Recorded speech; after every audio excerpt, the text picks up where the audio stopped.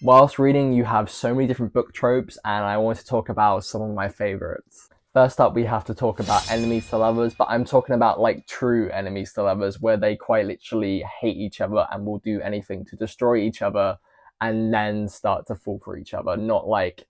enemies for like a couple pages and then they immediately start to fall in love with each other, because I feel like that just ruins the whole trope for me. And I feel like what makes enemies to lovers so good is a lot of the time it's the tension between both characters as well as like the sarcastic banter. I think that's what makes me love the enemies to lovers trope a lot more, because of the connections between both characters that aren't always love at first, obviously, but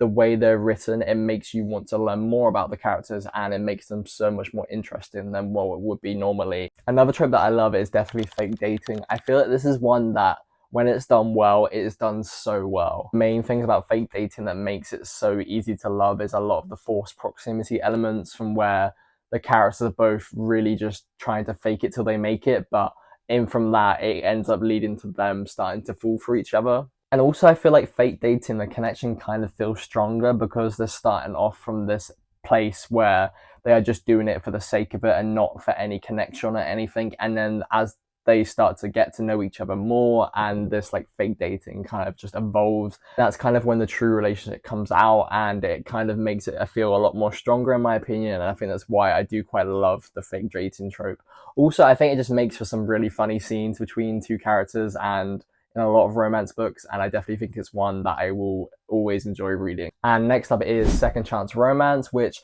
again, it's one of those ones when it's done well, it's done really well. I think with second chance romance, a lot of the books that I enjoy with this trope, normally it's when there's like this 10-year gap between the first time they fell for each other and then when they've kind of reconciled after like a long period in time. I think that's a lot of the time where I love the second chance romances, because we have that time for them to grow in between the first time they met to now they've met again for the second time. And I think for me, if there isn't that gap in the second chance romance, I don't really enjoy it as much. Another one that I do enjoy is the whole touch her or die trope, but more so when it's the female main character saying this to the male main character. I think this is one that I don't see a lot in books, because normally it's like the male main character that says this, but it just kind of hits different for me. I feel like this is one that more applies to my like more romantic fantasy books, but I just love a good strong female main character, and I feel like this trope is one that I think needs to be in more books, because I love it when she's the one that's more powerful than he is.